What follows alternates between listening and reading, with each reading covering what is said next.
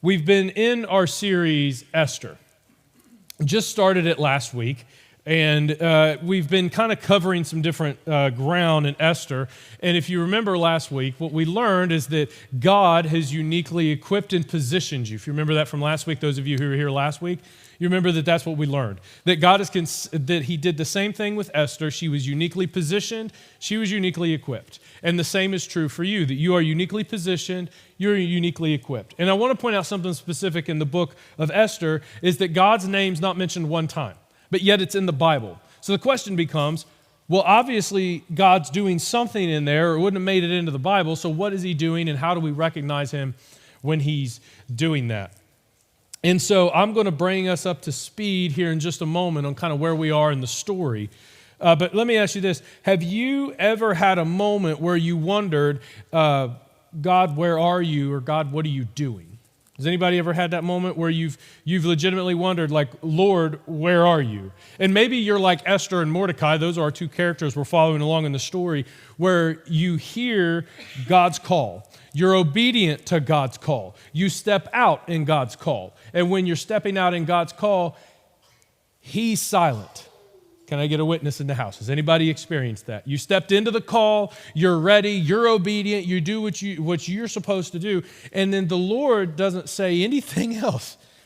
He called you into something, and then you're waiting, and you're in it, and you're operating, and you're working, but you're sitting back, you're going, God, where are you in this? I'm waiting for you to do something. I have a personal story about this, and I know this pretty intensely. When I was called into the ministry, we left the Marine Corps, and I was on the fast track to promotion, so we left the Marine Corps at 9 years. I was going into the Secret Service, dodged a bullet, but was going to go into the Secret Service and didn't do that because the Lord called me into the church. Took a significant pay cut, put it all on the line. You guys have heard that story before. And I was convinced that the Lord had called me to the church. No doubt in my mind. And then I was up in Maryland at a church that we loved, with leaders that we loved and people that we worked with, and did a great job of building Leah and I and the team. And then this opportunity here in Fredericksburg where we lived became available. And the pastor said, I'm retiring. I would like you to come along, and I'd like you to just go ahead and lead it. And the church at the time wasn't the style of church that we do now. So a big part of that was me saying, hey, if we're going to do that, then we've got to move in that direction, in which the board said yes. All the people that were involved said they were ready and willing to do it. And I was in that spot where I was like, okay, I'm stepping out of what I know and out of where I'm comfortable. God's call is in Fredericksburg for me. So that's where I'm going to go. And we came here. And immediately when we came here, we left our home church. We left the people that we loved and the connections that we had. And we came here and we ran into opposition. We ran into people that just didn't want the things that we wanted. We had people leave. We had people say nasty things about my wife and I. And for a while, there was no growth. There was no movements of faith. There was no baptisms. And then we had COVID. Come on, somebody. And then when we had COVID and we were mobile, and we were talking about building the building, this building right now, and as we were talking about it, COVID happened. And then during COVID, we were asking the question, I don't even know if we can pay the bills anymore. And I had that moment, like many of you, and I'm sure that we've all had it, where I asked the question, God, is this where you want me? I heard your call, but I don't see the work. I don't see your hand. I left everything I knew, and I came here, but I don't see your hand.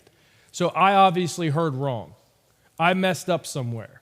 I wasn't able I misunderstood. I misheard you, Lord. Obviously, I made a huge mistake. But the truth is I still felt the call on my life. So I stayed. And I worked, and I worked. And maybe you've felt that way before, too. Where you've prayed for healing, and it hasn't come. Or maybe you've stepped out in faith and started leading something or started something that the Lord called you to start, and you're not seeing the fruit of it yet. And you're asking, Lord, where are you? But you don't see the fruit. Or maybe it's that you've been giving in finances and you've done the things, you've done financial peace, you've gone through the process, you're handling your money biblically, but you don't have any more of it. And you're like, God, I don't understand. You're reading your Bible, but you still struggle with lustful urges. Maybe you're like me and you've gone through some of those things. The Lord has called you to something, and you sit back and you're like, I don't see you working, Lord. Where are you? I'm just curious, has anybody ever experienced that before? Esther experiences it. And this is why I love the story of Esther. Again, because God's name's not mentioned at all in the book. But yet Esther is a perfect lens into how we have our relationship with God. Because again, what we enjoy, right? What we enjoy is we enjoy the big Red Sea moments is what I call them. The moments where the Lord has brought you to the Red Sea. He's called you to lead the Israelites. You're ready to go. And he says, now stick out your staff over the water, and you do it and the water parts. And you're like, oh, God's amazing, right? Or it's like the disciples in Jesus, and they're like, we only got 2 loaves and fish. And Jesus just feeds everybody, right? We want those moments. Those are the moments that we love. Those are the moments that we are looking for. In fact, those are the moments that make it on platforms like this. The people talk about, the people share, are those moments. But if we're just being honest, if you look at the Bible and the span of history as a whole, those are smaller moments. That really what you see, your life and my life, is more accurately represented in Esther, where it's just consistent obedience and faith throughout your life. And you're going to have those big Red Sea moments for sure. But not every moment is going to be that. In fact, most of the time your life is going to be those things just like Esther. God doing something, you can't see it. God working in a way, and you aren't able to see it. And see, even though his name's not mentioned anywhere in the book, his fingerprints are everywhere in the book and in the story of Esther. So, let me bring you up to speed on where we are, because the story today is going to connect directly to what we talked about last week, and we'll talk about what happens with Esther. Now, we're going to be in Esther chapter 6, so I'll give you a second to get there. While you guys are getting there, we talked about how Esther found herself in a place where she should never have been. You know, she was a Jew as the queen to King Xerxes. And as she's the queen, she has influence over the king to a degree where she at least has the audience with him. So she recognizes, hey, I can go talk to the king occasionally when he calls me into the courtroom. Well, if you remember, there was a terrible plot where Haman, who's the bad guy, everybody say bad guy. Haman's the bad guy. Remember that. Haman's the bad guy. And so Haman, he gets together and he says, you know what? I think we need to make a decree that everybody needs to honor me. And the king says, you know what? You're right. Everybody needs to honor you.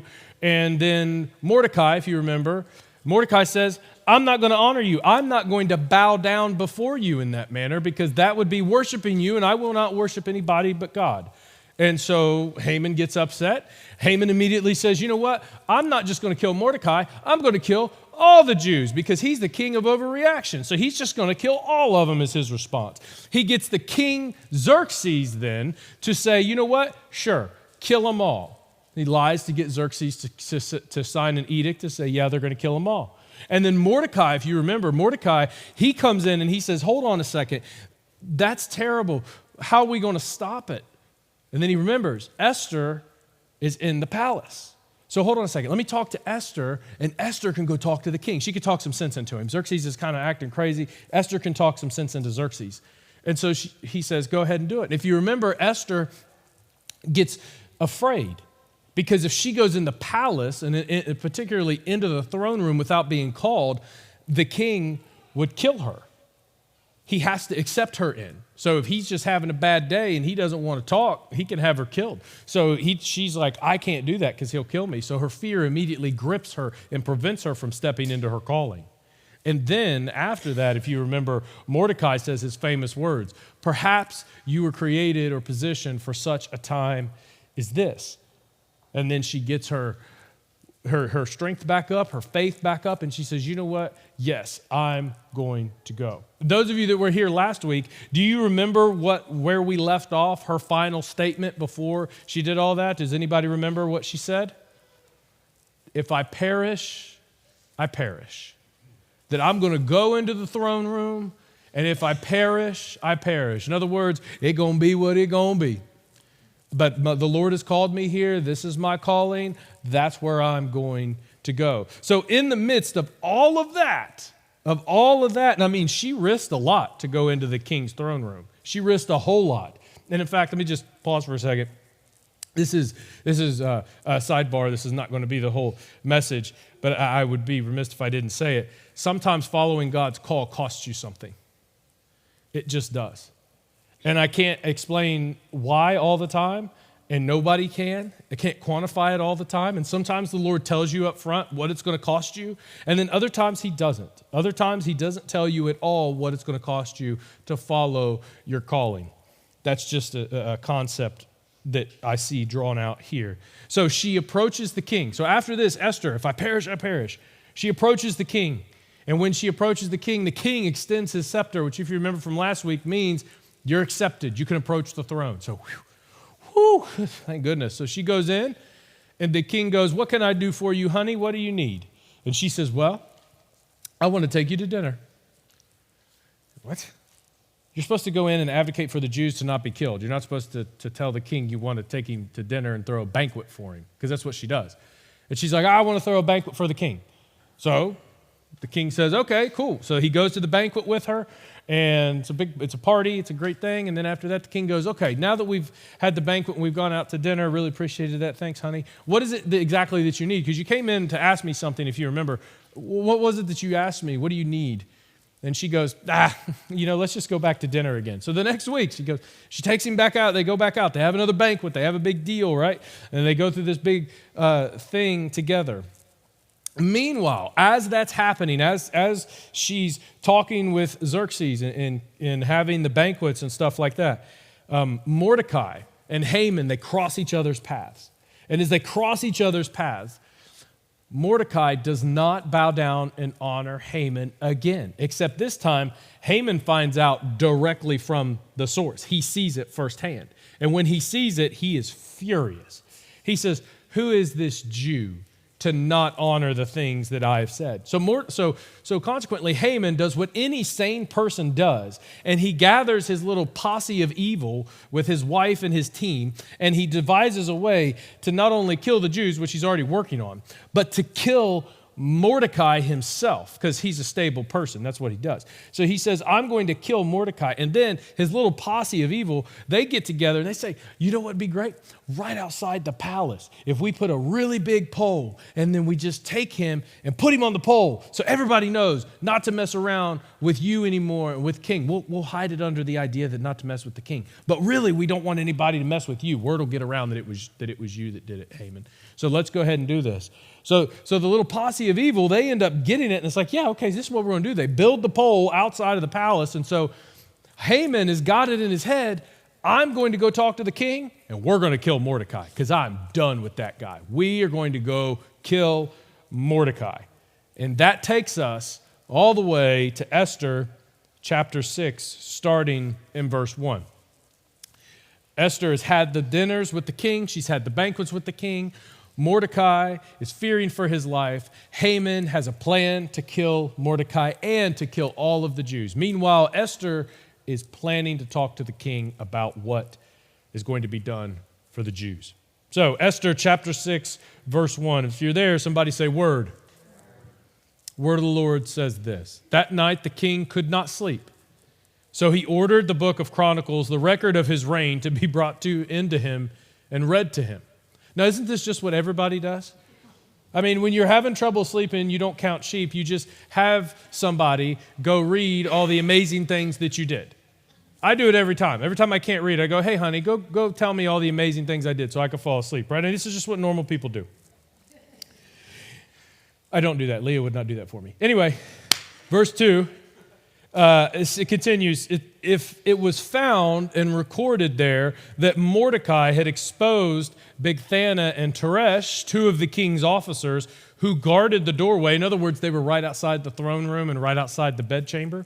So they guarded the doorway, and they had conspired to assassinate King Xerxes. We learned about this in chapter 1, that Mordecai steps in and stops this assassination attempt. And the king has never heard of it. So he hears of it for the first time, having his amazing accomplishments being read to him in the evening, the late evening hour. And so he asked the question, well, what honor and recognition has Mordecai received for this? Because obviously he needs something, because I want people to not want to kill me. And the way I get people to not want to kill me is I get more loyal people to support me. So I just need to make sure everybody knows how good it is to be a loyal servant than it is to be one of them ones who want to kill me, right? So he says, what honor has been and recognition has been poured on this? And then they said, nothing has been done for him, his attendants told him. Now, the king asked the question, well, who's in the court? So the king is in his room, and immediately outside of his room in this palace is going to be what's called the court. And the court's going to be out in front. And there's going to be some of his minions running around in the court. And so he's like, well, we obviously need to fix this right now. So who's out in the court? Bring them in, because we need to talk. We need to get them to see this needs to be fixed right now. Now Haman had just entered the outer court of the palace to speak to the king about impaling Mordecai on the pole that he had set up for him. So you got to think, Haman is set up. He's ready to go. Haman, the bad guy, right, is coming into the court, and he's like, oh, man, he's confident. He's like, I'm going to get the king. I already got the king to kill all the Jews. All I need to do, man, I'm so good at this. All I need to do is get the king to kill Mordecai, and then I'll be happy. Then we'll kill the rest of the Jews. Then there's nobody else that's going to push against me and argue with me, and I'm going to be amazing, and eventually I'm going to be the king's right-hand man. That's his whole thought. That's Haman's entire thought. He's got it all planned out, super confident, ready to go. He's walking into the king's outer court. So the king beckons him in, and when Haman entered, the king asked him, what should be done for the man the king delights to honor? Now Haman thought to himself, who is there the king would rather honor than me? Now, none of us are this arrogant in here, but if you surely not, but maybe you've ever had this moment before. But who is there that the king would rather honor than me? Is what he thought. He didn't say that. So Haman answered the king, thinking that the king wants to honor him, right? Like, because he's like, I'm so awesome. So the king, he answered the king, for the man that the king delights to honor, which is me, right? He says, have them bring the royal robe the king has sworn and the horse the king has ridden. In other words, the things that symbolize power and authority. The robe that symbolizes your power and wealth. And the horse that symbolizes your power as a warrior and representation of the leader of the armies. Have those things brought to the person. You know, the one with the royal crest on its head, he says. And then let the robe and the horse be entrusted to one of the king's most noble princes. Let them robe the man the king delights to honor and lead him on the horse through the city streets, proclaiming to him, this is what is done for the man who delights to honor, who the king delights to honor. In other words, give me the robe that you wear, give me the power and authority that you wield as sitting on the horse of war with the crest, the king's crest, because whenever the king, whoever's sitting on the horse, if you sat on the king's horse and you showed up to the battlefield, you were the king. That's how it worked. So he's like, give me all those things. Honor me in that way. And then, hey, by the way, if you could have a parade while I'm doing all that, that would be great. Nothing serious. Just kind of just a parade would be fantastic. So that's what he asks. And the king recognizes it. And Haman thinks he's going to get everything he wants because he's like, I'm the guy. I'm the one they're looking to do that with. So any award's going to be given to me. And so go at once, the king continued. And he commanded Haman, get the robe and the horse and do just as you have suggested. That's such a good idea, Mordecai. Or Haman, I'm so happy that you're here. You're so smart. You're so wise. So thankful that you showed up and gave me that idea. Go do that for Mordecai. The Jew, the one you hate, who sits at the king's gate, who's still mourning. Because remember, he sits at the king's gate in sackcloth. If you remember, nothing has changed for Mordecai and Esther, except Esther's had a couple dinners with the king. Mordecai is still mourning the loss of the Jewish people. So he's at the king's gate, mourning the loss of the Jewish people in sackcloth. And Queen Esther still has not talked to the king about what's going to happen to the Jews. They're still slated to be killed. So nothing has changed for those two people. But the stuff is happening in the background. And so he says, go get him who sits at the king's gate. Do not neglect anything you have recommended. Man, Haman has got to be mad. He has got to be frustrated. Now, this is another sidebar, just real quick. Not going to spend a lot of time here, so it might make you uncomfortable. I'm not going to apologize, so don't ask for one. But his arrogance blinded him. And this is just the truth of it. Our arrogance will blind us too. That often we see ourselves as Mordecai and Esther in the story, and I'm not going to go too far down this path, but what if we're the Haman? Anyway, Haman has to do it. He has to do it because he can't refuse. If he refuses, he's going to be killed by the king. So he certainly can't refuse at all. So Haman got the robe and the horse. Haman robed Mordecai, which I imagine he's furious, and led him on a horseback through the city, giving him the parade he wanted for himself, proclaiming before him, this is what is done for the man the king delights to honor. Now, I'm a super visual person, especially when I read books and reading in the Bible. So I imagine, and the thing is, what you got to understand, when you're reading the Bible, you're reading more so historical documentation. Often you're not getting a lot of the behind the scenes of what's happening, the emotions that are part of it, because in that day and age, when they would read and communicate, they would read and communicate the emotion themselves. And the text was not meant to communicate the emotion the same way that it does for us today. You know, you read a novel, if you notice in the ancient texts, like the Odyssey and the Iliad, there's less emotion tied in that than there are in some of the books you're going to read today, because it's a different way of communicating. Now, what I like to do is I like to read what's going on and think how a human would respond in those environments and in that situation. So here's Haman thinking he's going to kill Mordecai, and then the king comes along and says, actually, I love everything you just said. Do it for Mordecai because he's the man. And I imagine Haman is furious.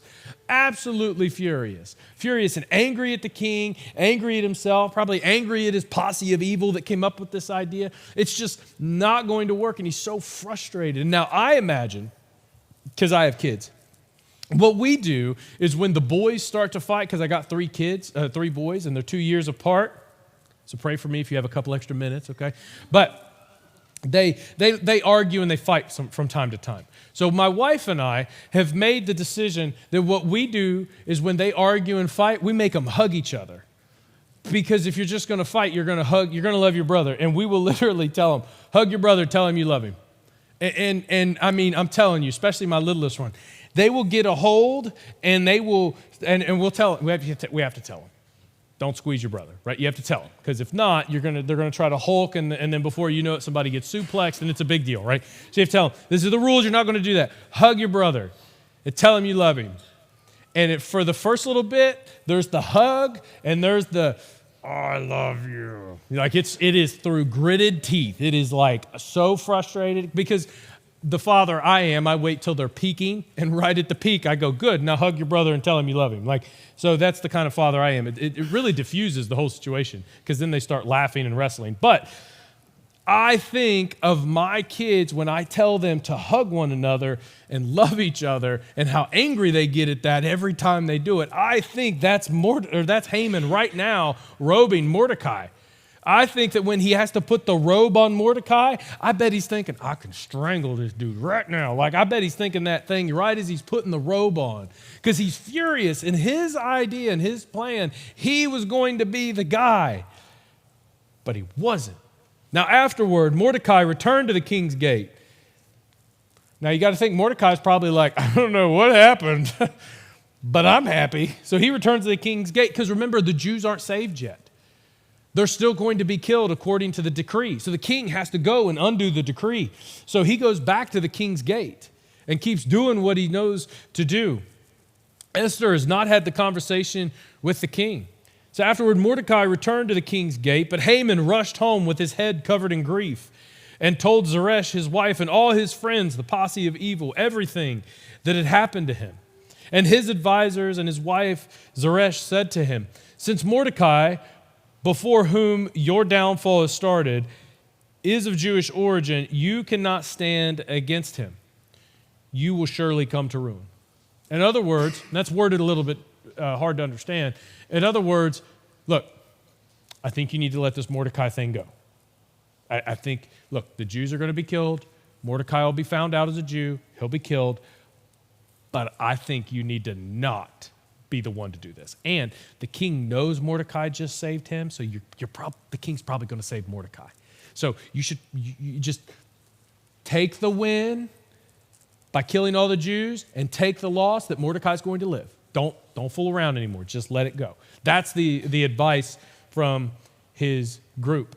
So while they're still talking with him, the king's eunuchs arrived and hurried Haman away to the third banquet that Esther had prepared. Because remember, she hasn't talked to the king and brought up to the king what happened with Haman and what Haman had done. So, all of this is happening. And rather than Mordecai being killed, Haman has to honor him, which is so degrading and humiliating. And remember, Mordecai is at the front gate, begging and pleading with God, praying in sackcloth, mourning the loss of the Jews. And Esther is just being obedient, operating in her call, still waiting to hear from the Lord, not hearing anything else from the Lord that we can see at all. She's just trying to do what she knows to do and operate in her calling. And in the midst of all that, God is working in the background. In the midst of the silence, God is working. Because here's the takeaway. Here's the takeaway I want you to get. That God's silence does not mean God's absence. That just because he's not saying anything does not mean he's not doing anything. And just because he's not saying anything to you does not mean he's not saying anything to them. He's working in the background around this environment as well. Esther stepped into her calling and is operating in her calling, but as far as we know, silence, complete total silence. But she's doing what she should, and God's working in the background, positioning people, moving things around, softening the king's heart to Mordecai and drawing out attention. And Mordecai's in danger of being killed by Haman, and instead Haman walks in, and what happens? God shows up. And again, they never say God by name. But I have trouble believing in coincidences, especially the more I've gotten into my faith.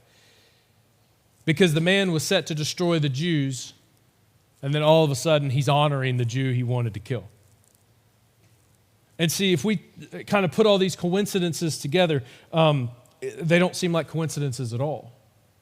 The king just so happened to have a sleepless night, the night that Haman was going to come in and get Mordecai killed, the exact night. That the king just so happens to read the exact record, because he's been king for, I think at that point he was about 7 or 8 years as king. So he has some things that people are going to read, and some people are, some stuff to read about how amazing he is. And they chose, right? It just so happens that it's the story that happened a few weeks ago of the king being saved by Mordecai. Just so happens. Haman just so happens to be in the outer court as the king comes to this realization. Because if it's not Haman and it's somebody else, guess what?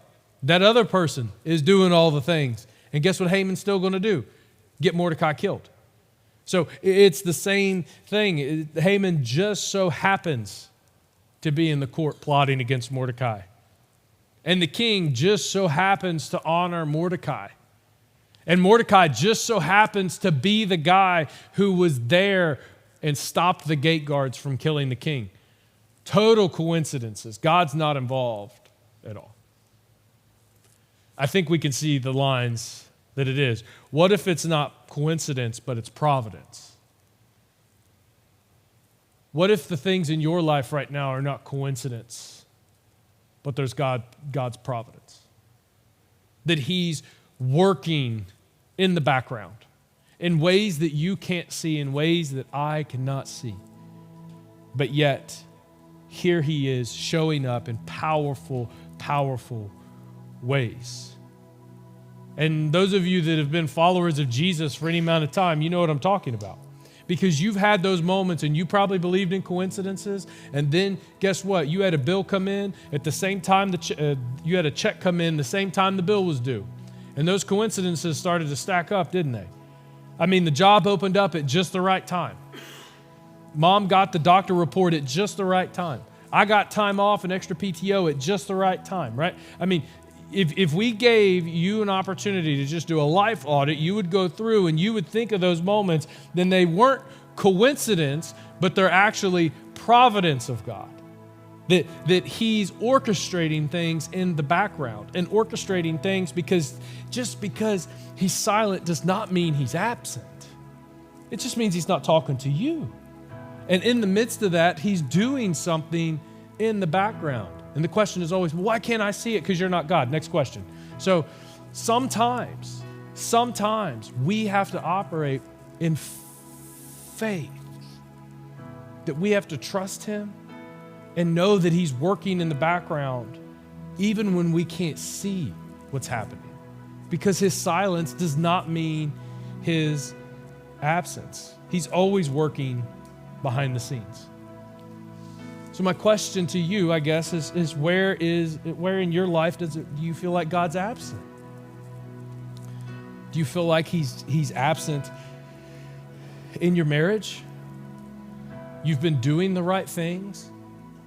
He's told you to do something. He's told you to go and get counseling, or he's told you to start reading and praying with your husband or your wife, and you're doing all of the things that you feel like he's called you to do, and yet it's not improving? What if in the background the Lord is working on your spouse to change their heart and teach them something?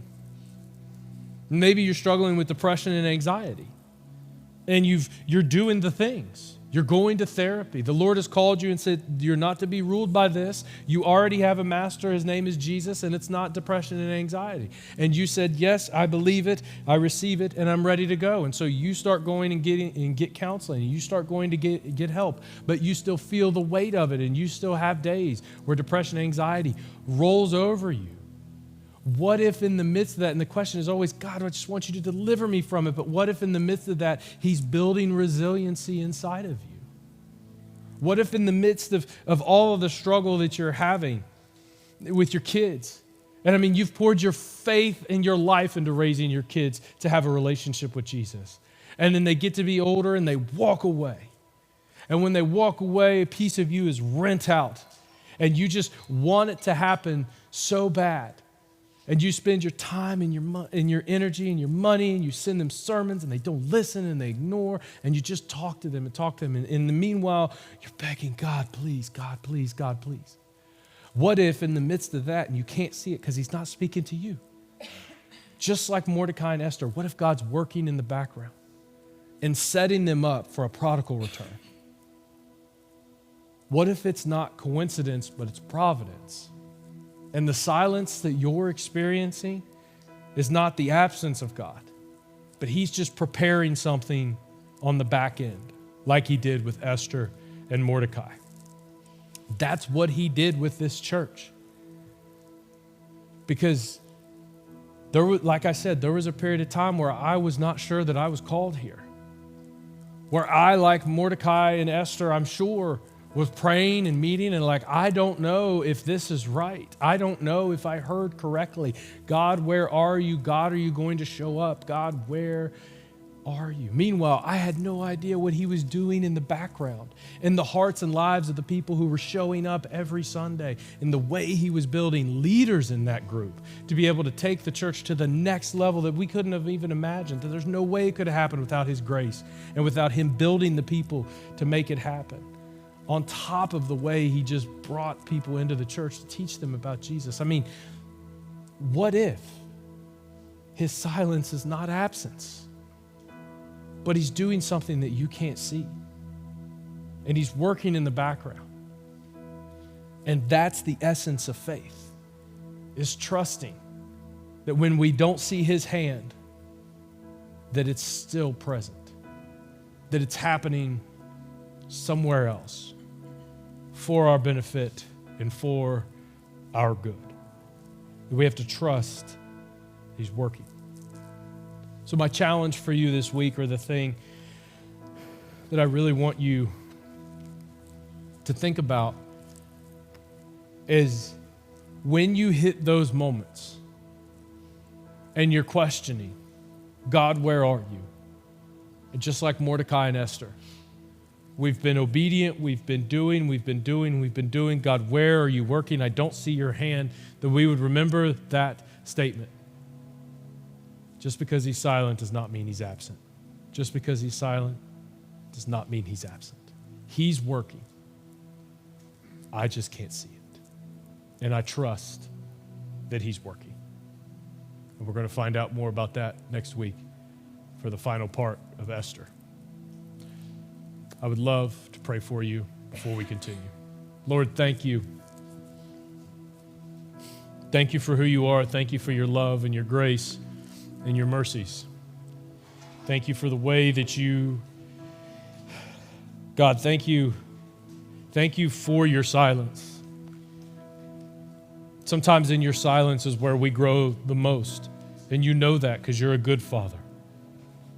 So Lord, I pray that you would speak to all of us right now on the level that we're ready to hear it.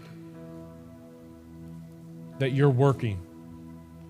That we don't have to see it to know that it's happening. That we trust you, Lord. And we say, yes. Just because you're absent or just because you're silent does not mean you're absent. So Holy Spirit, strengthen us. Give us courage in those times where we're struggling. And give us courage and strength in those situations where we've been on our hands and knees and praying and praying and praying. And then we look up and the battleground seems unchanged. Encourage us and remind us that you are working. Even when we don't see it, you're doing something. Because Lord, you're in the business of doing that. And it's a challenge, but we have to remind ourselves every single day. So help us pray that prayer, Lord. When we don't see your hand, that we pray, Lord, we trust you. We trust you, we trust you, we trust you. Father, we love you. We give you all the praise. And the church said,